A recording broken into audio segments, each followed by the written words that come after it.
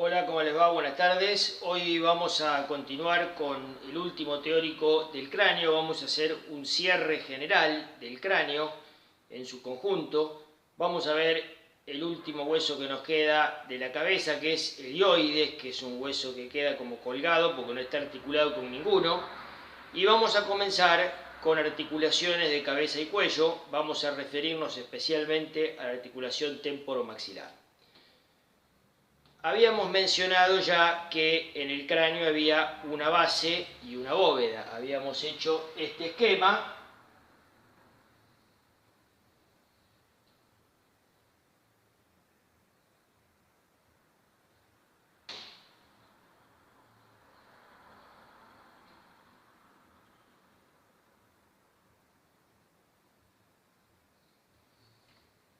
Y dijimos que hay un plano que pasa por la glabela y por la protuberancia occipital externa que separa la base de la bóveda. Y aparte esto es la cara, es otra cosa. Bueno, ¿qué tenemos que mencionar así del cráneo en general?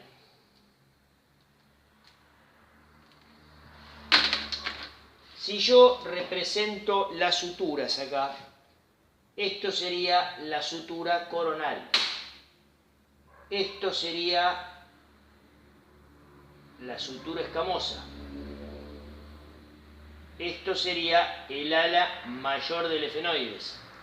Este es el temporal, este es el frontal, este es el parietal y acá estaría el occipital.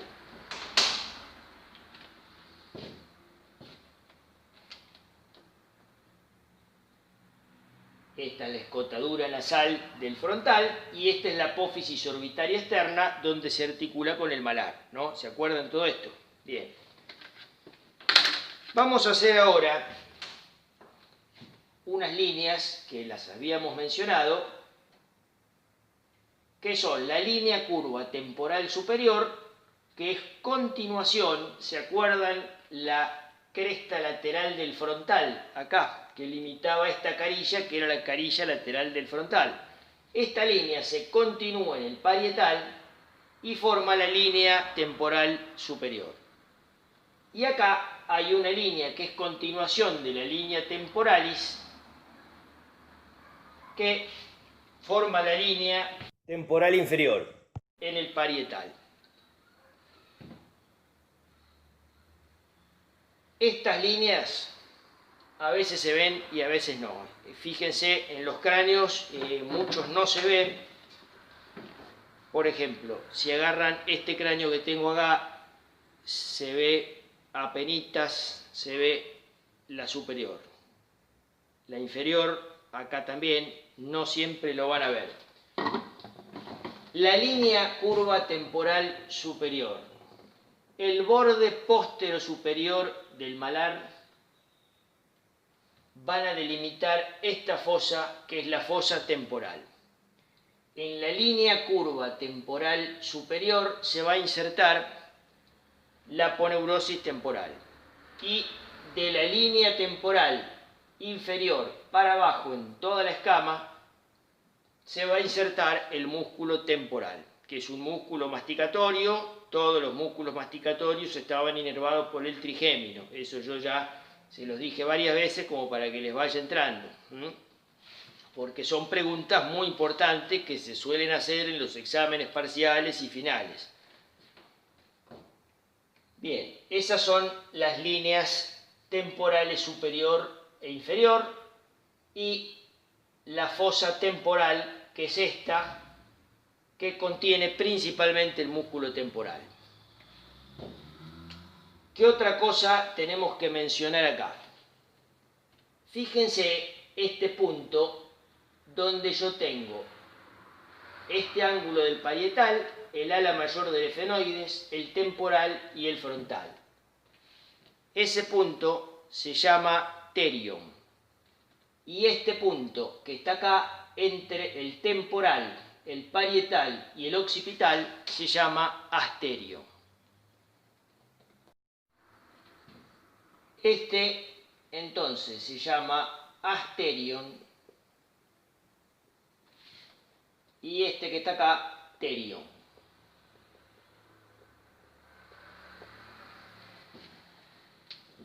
Imagínense que yo veo desde arriba el cráneo. ¿Qué vería desde arriba?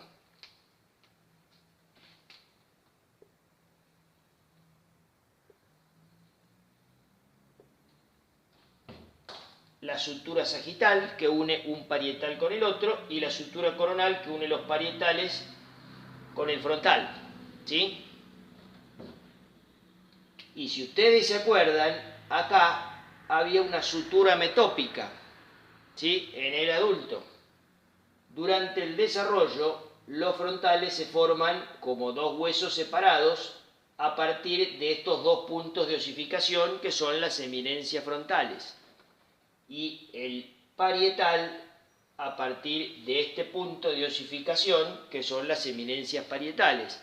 Esto lo vimos en el trabajo práctico de cráneo. Al final yo les mostré estos puntos de osificación en un preparado hecho en un feto que está teñido con alizarina. Se ve muy bien esto. Estos puntos que están acá, que se llaman bregma y landa,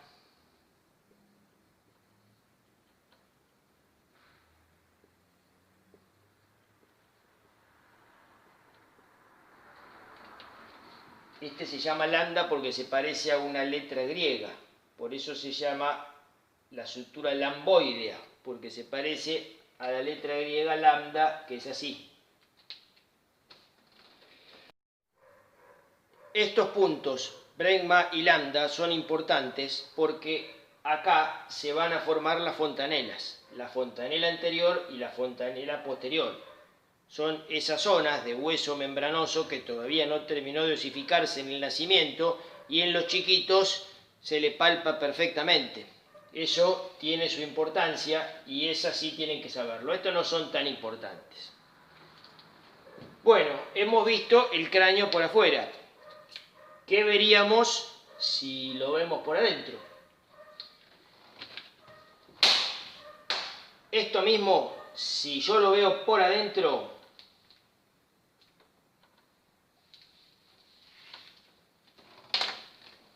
¿qué voy a ver? En vez de unas eminencias hay unas fosas, las suturas van a estar igual, vamos a suponer que es un adulto, entonces ya no tiene esa sutura que está ahí.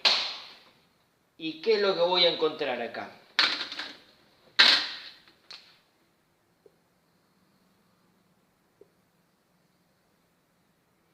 El canal del seno longitudinal superior.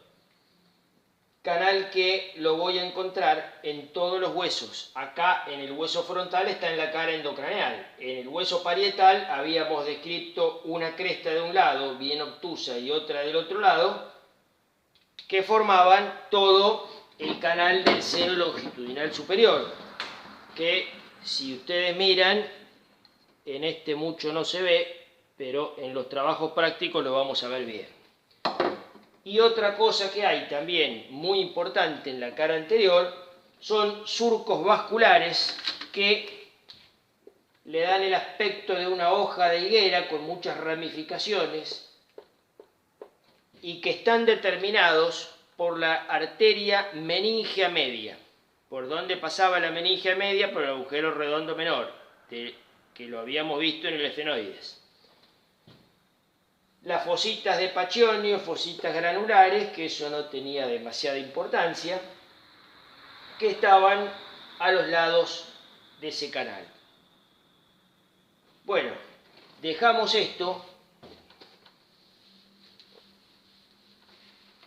y vamos a ver, vamos a hacer un esquema de la base del cráneo como si yo lo estuviese viendo así.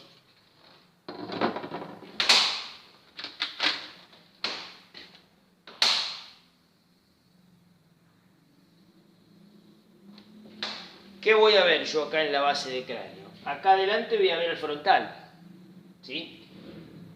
Acá estaba la escotadura etmoidal del frontal, donde yo tenía el etmoides que se mete ahí abajo y acá asoma la apófisis crista-galli. Y acá a los costaditos están todos los agujeritos de la lámina cribosa. Acá a los lados, ¿qué tengo?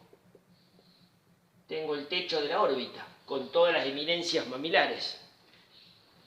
Acá que voy a ver el cuerpo del efenoides, con la fosa pituitaria acá, la lámina cuadrilátera, las apófisis clinoides posteriores. Acá voy a tener las alas menores, con las apófisis clinoides anteriores. Y este borde del ala menor se articulaba con el frontal. Y una parte del frontal era libre acá.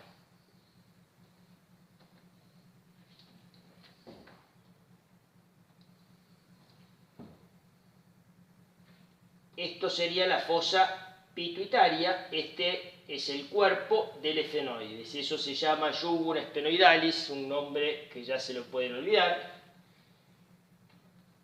Si se acuerdan acá, había una pequeña crestita, la cresta sinostósica, que en los costados termina en las apófisis clinoides medias. No sé si se acuerdan eso, si se lo acuerdan se lo pueden olvidar, es un detalle sin importancia. ¿Y con qué se articula atrás el cuerpo del efenoides? Con la apófisis basilar del occipital. Acá tenemos el agujero occipital. Acá tenemos las masas laterales del occipital y acá la escama. ¿Sí? Y acá a los costados, ¿qué hay? El peñasco. ¿Qué forma tenía el peñasco? Pirámide cuadrangular truncada. ¿Sí? Como si lo hubiese cortado el vértice. Entonces, como está truncado, queda este espacio acá libre. Que esto se llama agujero rasgado anterior. ¿Esto qué va a ser? El ala mayor del efenoides. Y acá vamos a tener esos tres agujeros tan importantes, que era el agujero oval, el agujero redondo mayor y el redondo menor. Hay otros más que ya se los pueden olvidar, pero esos son los tres más importantes. Agujero redondo mayor, nervio maxilar superior. Agujero oval, nervio maxilar inferior. Agujero redondo menor, arteria meningia media. ¿Qué otra cosa tenemos que mencionar acá? El conducto óptico, el canal óptico, y el canal óptico se continúa con el conducto óptico. ¿Qué pasa por ahí? El nervio óptico y la arteria oftálmica. La hendidura efenoidal de acá no la voy a ver tan fácil, ¿sí? Porque estaría acá entre el ala mayor y el ala menor. ¿Qué pasaba por ahí? Los nervios oculomotores, motor ocular común, motor ocular externo, patético, la vena oftálmica y las tres ramas del nervio oftálmico, frontal, nasal y lagrimal. ¿Y qué otra cosa tengo que ver acá? Este es el peñasco, que tenía forma de pirámide cuadrangular con el vértice truncado. ¿Y las caras cómo eran? Una era anterosuperior, otra era posterosuperior, que son las dos que veo del endocráneo y que iban a estar separadas por este borde, por el borde superior. Y en ese borde superior había un canalcito que se ve y no tiene ninguna importancia, que es el canal del seno petroso superior. Acuérdense que los senos eran venas que corren drenando la sangre del encéfalo y dejan surcos. Algunos son importantes, este no es tan importante. Importante es el seno longitudinal superior, el seno lateral, que lo veíamos en la cara endocraneal de la mastoides y en el occipital. ¿Qué voy a ver acá? La eminencia arcuata, el hiato de falopio y accesorio, que se lo pueden olvidar, la fosita del ganglio de Gasser, que es el ganglio sensitivo del trigémino. Y acá voy a ver en la cara postero-superior del peñasco un agujero importante que es el conducto auditivo interno. ¿Qué pasa por ahí?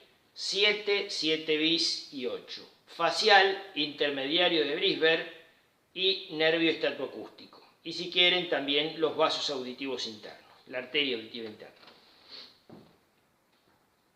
¿Qué otra cosa tenemos que mencionar acá? Si yo esto lo veo desde abajo, acá teníamos los cóndilos del occipital. Y adelante del cóndilo había un agujero y atrás había otro. Y eran los agujeros condilio anterior y condilio posterior. ¿Qué pasaba por ahí? Condilio anterior, nervio hipogloso, que es el nervio que inerva los músculos de la lengua. Ojo, no la lengua, porque la lengua tiene una inervación complejísima, tiene una inervación sensorial, que es lo que lleva a las sensaciones gustativas, tiene una inervación que es como si fuese la inervación táctil, lo que uno siente si uno le tocan, tiene una inervación motora, que es este nervio. Entonces no es la lengua, son los músculos de la lengua, ¿sí? Y el agujero condilio posterior, que pasa una venita y nada más. Hay muchos otros agujeros acá.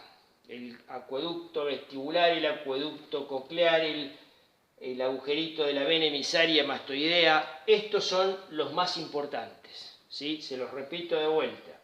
El condilio anterior, el conducto auditivo interno, redondo menor, oval, redondo mayor, hendidura efenoidal, conducto óptico y los agujeritos de la lámina cribosa donde pasan los filetes del nervio olfatorio.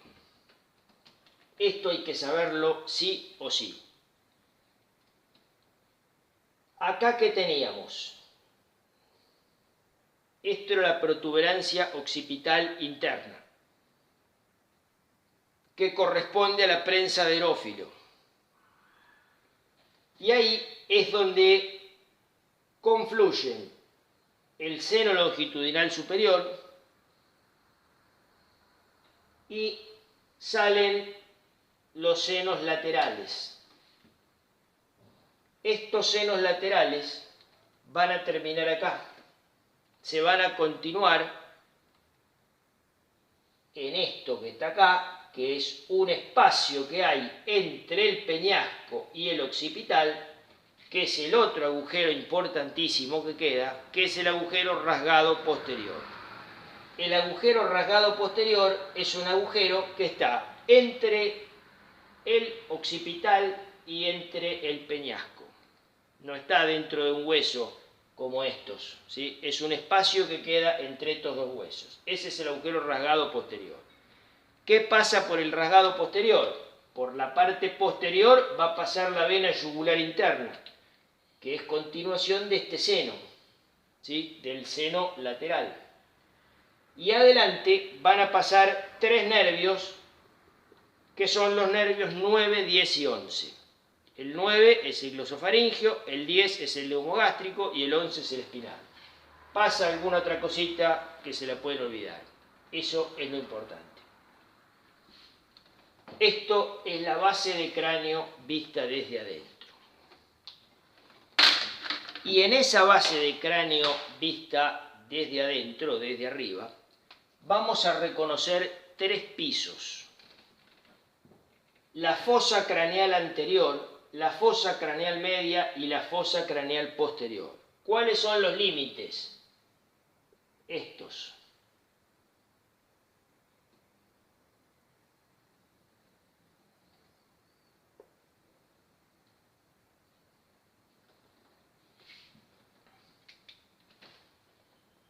Esta línea verde, ¿a qué corresponde? Al borde posterior del frontal, al borde posterior del ala interna, a las apófisis clinoides anteriores, a la parte media del cuerpo del efenoides. Esta línea posterior, ¿a qué corresponde? Al borde superior del peñasco, donde está ese cenito petroso superior. y a la lámina cuadrilátera del efenoides. Hay un montón de reparos anatómicos más, pero con que sepan esos es suficiente. Esto es la fosa craneal anterior, que corresponde al lóbulo. Esto ya después, cuando veamos neuroanatomía, lo van a entender. Por ahora es suficiente que sepan que acá está el lóbulo frontal del cerebro, los bulbos olfatorios, ahí. Esto es la fosa craneal media, que corresponde al lóbulo temporal del cerebro, y esto es la fosa craneal posterior, que corresponde a un montón de cosas: al cerebelo, al lóbulo occipital del cerebro y al tronco del encéfalo. Vamos a ver que después acá está la tienda del encéfalo y hay algunas cosas que están arriba, otras que están abajo. Ya cuando veamos neuroanatomía, ahí vamos a meternos un poco más en todo esto. Fíjense que acá en la escama del occipital, ya lo habíamos dicho cuando hablamos del occipital, acá en el medio hay una crestita con la fosita vermiana. Esto es la fosa cerebelosa, que corresponde al cerebelo, y esta es la fosa cerebral, que corresponde al lóbulo occipital del cerebro. Estos son los agujeros más importantes que tienen que conocer, pero me faltó el más importante de todos, el foramen magnum. ¿Qué pasa por ahí? Por ahí pasa el bulbo, algunos pueden decir la médula. En realidad el límite entre bulbo y médula es un plano rasante a la primera vértebra cervical, rasante al atlas. Por lo tanto, si ese es el límite, ahí pasa la médula. Ese nervio espinal, que les dije que pasa por acá, ¿por qué se llama espinal? Porque tiene un montón de raíces, que después lo vamos a ver, que salen de la médula espinal. Esas raíces que salen de la médula espinal también pasan por acá. Tiene una raíz espinal que pasa por acá, se mete acá y se une a la raíz vulvar y salen por el rasgado posterior. Y también pasan unos vasos sanguíneos que son las arterias vertebrales. Bueno, dejamos con esto la base del cráneo.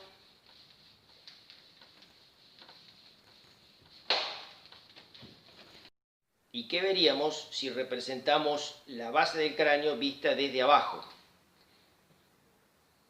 Agujero occipital, cóndilos, agujeros condilio anterior y posterior. Este era importante porque pasaba el nervio hipogloso que inerva los músculos de la lengua. Este no era importante, era inconstante, pasaba una venita emisaria que se la pueden olvidar. Escama del occipital. Acá que teníamos la apófisis mastoide, podemos hacer, ya que estamos, la yuxtamastoidea y la ranura del digástrico, ¿sí? ¿Qué había delante de la mastoides? El conducto auditivo externo. No sé si habíamos dicho, ¿qué pasa por el conducto auditivo externo? Aire, por ahí pasan las vibraciones del sonido que llegan a la membrana timpánica. En cambio, por el conducto auditivo interno, que estaba en la vista interna de la base del cráneo que habíamos hecho, ¿qué pasaba? Por ahí pasaban los nervios 7, 7 bis, 8 y la arteria auditiva interna. Bien, ¿y esto qué es? Esto es el peñasco. ¿Sí? Acá había una sutura que hace esto.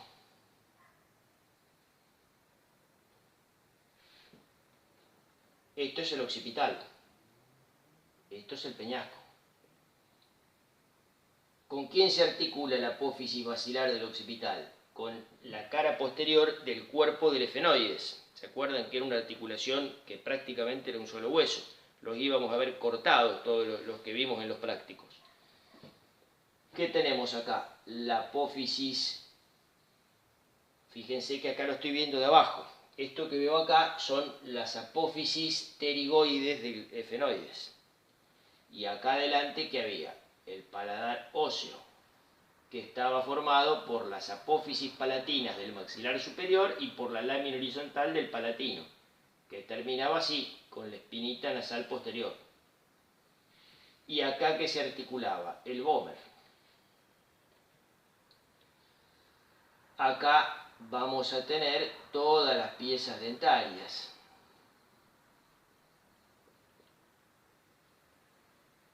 Esto sería el borde alveolar del maxilar superior. Acá tenemos la escama, la porción inferior. Esto es la apófisis cigomática.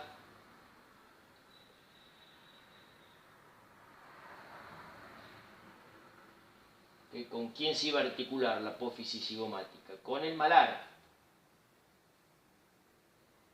¿Y el malar con quién se va a articular? Con el maxilar superior acá. Esto que yo veo acá es el peñasco. ¿Qué forma tenía el peñasco? Forma de pirámide cuadrangular con el vértice truncado. Ese vértice truncado era esto. ¿Qué era esto? El agujero rasgado anterior, por donde prácticamente no pasaba nada. Había un nervio ovidiano, la carótida interna, ahí hace una vuelta que se llama sifón carotídeo, pero no hay nada que pase así de lado a lado a través de ese conducto, ¿sí? Fíjense que en el peñasco hay un borde inferior que vemos acá, así como veíamos el borde superior, que limitaba, era parte del límite entre la fosa craneal media y posterior. Acá tenemos el borde inferior, que es el que se ve. Este sería el borde inferior, este el anterior y este el posterior. Y este sería la cara anteroinferior del peñasco y esta la posteroinferior. La cara anteroinferior, ¿quién la formaba? El hueso timpanal principalmente, y más adelante el canal tubario, ¿sí? Pero fundamentalmente esta cara es el hueso timpanal. Y fíjense que acá está la cavidad glenoidea. La cavidad glenoidea, ¿cómo estaba formada? Por una porción anterior, escamosa, que era la parte articular, y una porción posterior, no articular, que era de origen timpanal, que es este hueso timpanal que está acá, ¿sí? Bueno, ¿qué otra cosa tenemos que poner acá? Esta crestita. Acá que teníamos la apófisis mastoides y adelante estaba la estiloides, ¿no? ¿Se acuerdan? ¿Y qué había entre la apófisis estiloides y mastoides? El agujero estilomastoideo, por donde pasa el nervio facial y los vasos estilomastoideos, si quieren, ¿no? Eso se lo pueden olvidar, el facial no. El facial, que habíamos visto que entraba junto con el 7 bis por el conducto auditivo interno, en la cara superior, da una serie de vueltas a través del acueducto de Falopio y sale por acá. ¿Qué otra cosa tenemos que poner acá? Habíamos dicho que entre el borde posterior del peñasco y el occipital había un espacio entre los dos huesos que era el agujero rasgado posterior, por donde pasaba atrás la vena yugular interna y adelante los nervios 9, 10 y 11. Glosofaríngeo, neumogástrico y espinal. ¿Qué otra cosa teníamos que hacer acá? Este agujero, muy grande, muy evidente, que es el canal carotídeo. Por ahí pasa la carótida interna. ¿Y qué es esto que me queda acá? Esto es el ala mayor del efenoides. Este es el cuerpo del efenoides. De acá sale el ala mayor y sube así. ¿Se acuerdan que el ala mayor del efenoides, la cara exocraneal, tiene una porción orbitaria y una porción temporocigomática? La temporal es parte de la fosa temporal, es vertical. La cigomática es esto. Y acá habíamos mencionado el agujero oval por donde pasaba el nervio maxilar inferior y el agujero redondo menor por donde pasaba la arteria meningia media, ¿sí? ¿Y qué pasaba con el agujero redondo mayor? Que no se veía acá. ¿Dónde salía? Salía acá, al trasfondo de la fosa pterigomaxilar. Fíjense que habíamos hablado de la fosa pterigomaxilar. ¿Cuáles eran los límites de la fosa pterigomaxilar? Arriba, ala mayor del efenoides. Adelante, todo esto que estaba acá, ¿qué viene a ser? La tuberosidad del maxilar superior. Y por dentro, la cara externa del ala externa de la pterigoides. Esto sería la fosa pterigomaxilar. Fíjense que yo acá hasta puedo ver las coanas. ¿Cuál era el límite de las coanas? Límite interno, Bomer. Límite superior, cuerpo del efenoides. Límite inferior, borde posterior de la lámina horizontal del palatino. ¿Y límite externo cuál era? La cara interna del ala interna de la pterigoides. ¿Sí? Esto sería la entrada de las coanas. Es lo que yo estoy mostrando acá. ¿Sí? Bueno, y acá puedo representar un montón de cosas más, ¿no?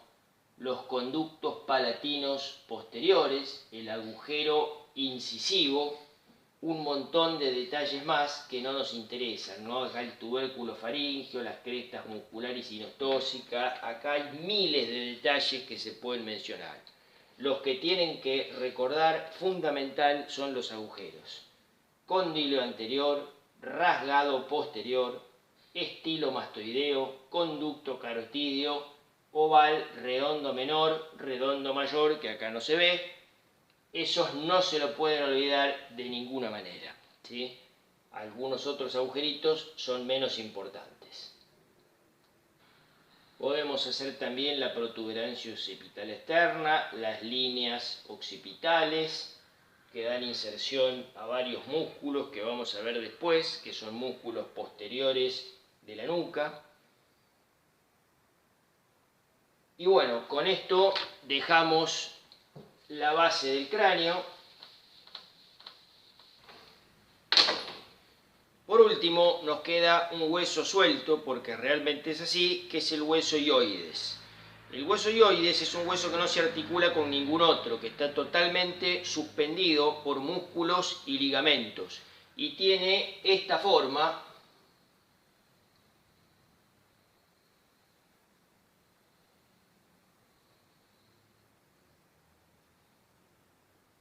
con astas mayores, astas menores y un cuerpo.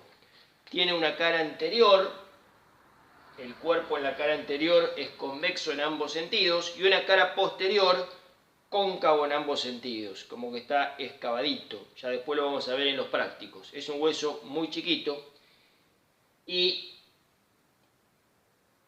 está dispuesto de esta manera. Esto sería anterior, esto sería postero superior. ¿Sí? Si uno lo viera de arriba, estaría así.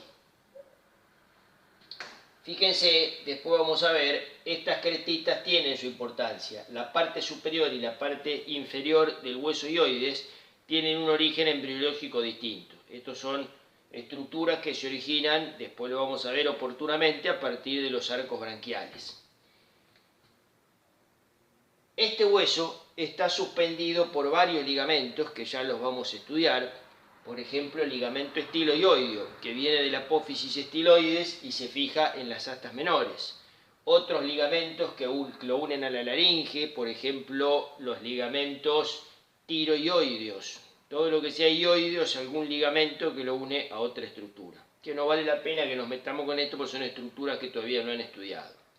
Y una gran cantidad de músculos. El hueso está totalmente rodeado de inserciones musculares. Por ahora vamos a decir que hay músculos supraioideos, que son los que unen el hioides a estructuras que están arriba, por ejemplo el miloioideo, que nombrábamos como parte del piso de la cavidad bucal, el vientre anterior del digástrico, el genioioideo. Hay varios músculos más y los músculos infrahioideos, que son los que unen el hioides a estructuras que están acá abajo. Por ejemplo, la laringe, por ejemplo, el esternón. Esos son otros músculos distintos. Y hay otros músculos que también se insertan en el hioides, que son de la lengua, de la faringe. Es un hueso que está totalmente rodeado de inserciones musculares. Y del hioides no tienen que saber más que esto.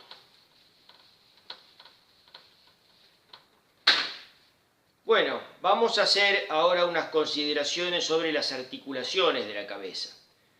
En la cabeza, en la cabeza ósea, ¿no? La mayoría de las articulaciones son sin artrosis. Y la sinartrosis las habíamos considerado en el teórico de generalidades de articulaciones y no les vamos a dar mayor importancia. Vamos a hacer un repaso de cuáles eran los tipos, pero no era algo importante porque no son articulaciones que tengan patología como tienen las diartrosis.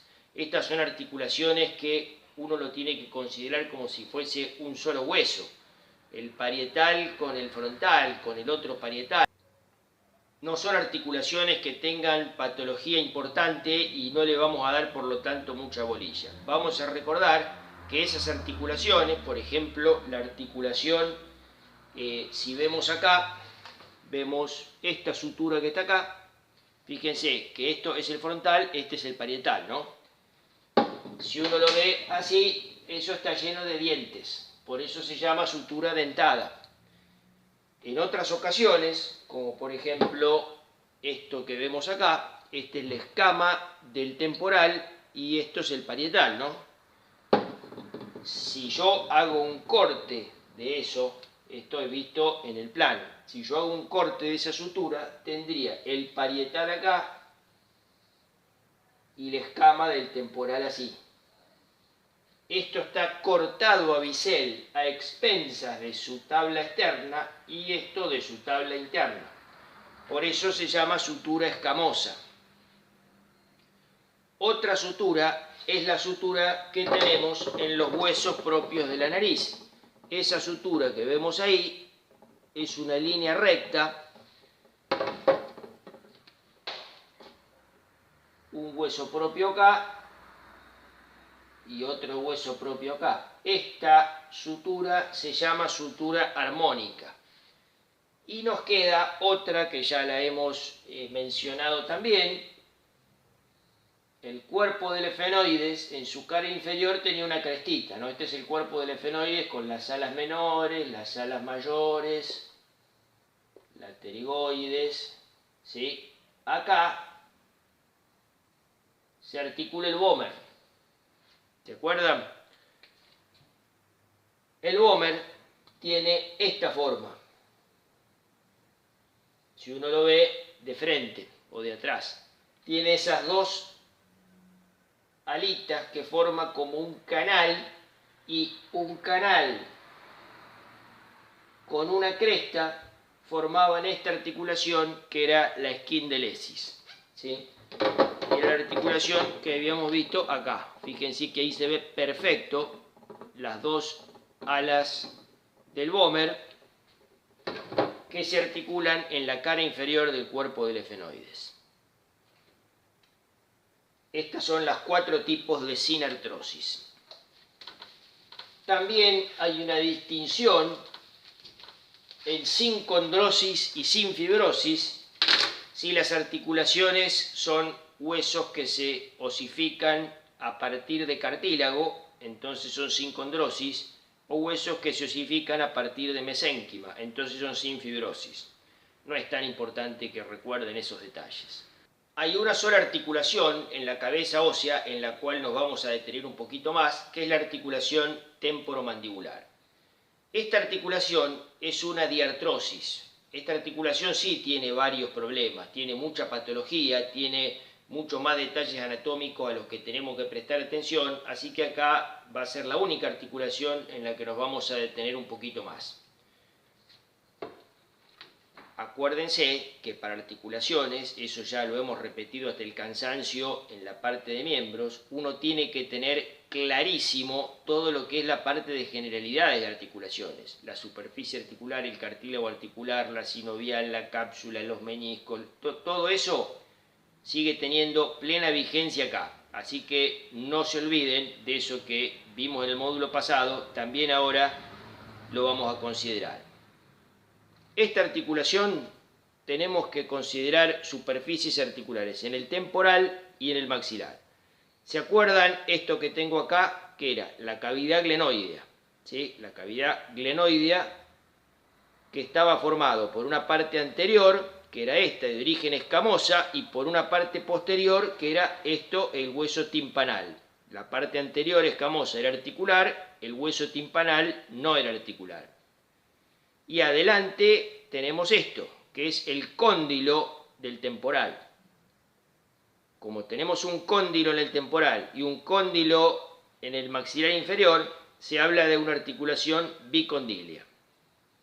¿Se acuerdan que la cavidad glenoidea tenía esas dos partes separadas por esa cisura que se ve ahí, que es la cisura de Glaser? Y la otra superficie articular es el cóndilo del maxilar inferior o de la mandíbula.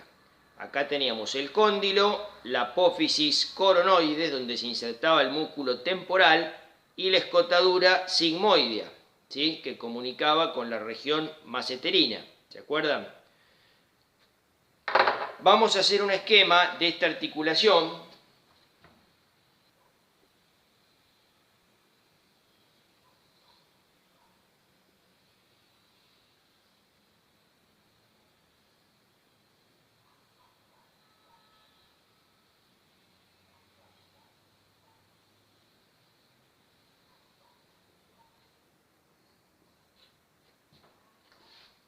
Yo les voy a hacer las superficies articulares más separadas de cómo están realmente, así vamos graficando todo lo que hay acá.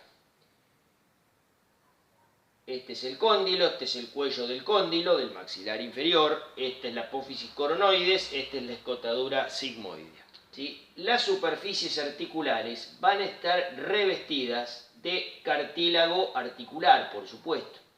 ¿Por qué? Porque todas las diartrosis tienen superficies articulares, cartílago articular, sinovial, cápsula. Eso yo considero que se lo acuerdan. Y acá lo que tenemos es un menisco.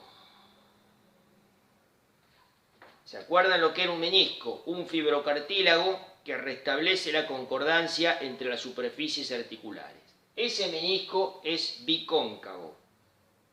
Y la forma de ese menisco es muy complicada porque no tiene el mismo espesor adelante que atrás, la concavidad y la convexidad no es la misma, o sea, abajo es bicóncavo en ambos sentidos, arriba hay una diferencia. No le vamos a dar mucha importancia, pero sepan que la forma de este menisco es bastante complicada. Y también tenemos una cápsula articular. ¿Se acuerdan lo que era la cápsula articular? Un manguito que rodea toda la cápsula articular y que se insertaba ¿dónde? ¿Dónde se inserta la cápsula articular? A escasos milímetros de las superficies articulares, ¿sí? Y cuando hay un menisco, la cápsula articular está unida a la periferia del menisco, ¿sí? Acá vamos a hacerlo así.